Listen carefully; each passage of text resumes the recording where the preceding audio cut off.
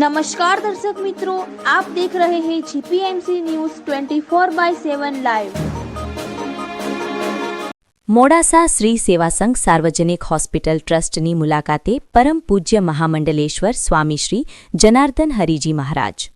મોડાસાના આનંદપુરા કંપા મુકામે અતિ ભવ્ય એવી શ્રી રામચરિત માનસ કથામાં વ્યાસપીઠ પર બિરાજમાન કથાકાર પરમ પૂજ્ય મહામંડલેશ્વર સ્વામી શ્રી જનાર્દન હરિજી મહારાજે સમય નીકાળી મોડાસા ખાતે આ ગરીબ દર્દીઓને સેવા આપતી વિશાળ ભવ્ય શ્રી સેવાસંઘ સાર્વજનિક હોસ્પિટલની મુલાકાત લીધી હતી।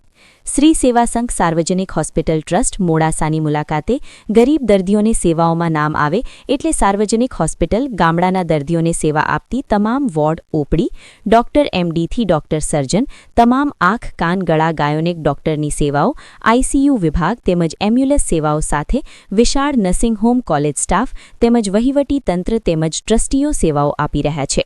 આજુબાજુ નજીકના સ્ટેટમાંથી રાજસ્થાન એમપીના દર્દીઓ પણ લાભ લે છે।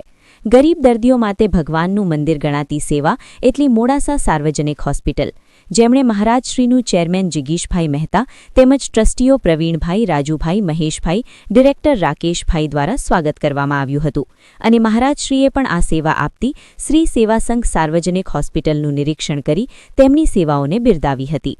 આ પ્રસંગે પૂનમ કાકા, રમેશભાઈ તિથાણી, લક્ષ્મણ કાકા, મયુર બુટાલા ટ્રસ્ટી હાજર રહ્યા હતા।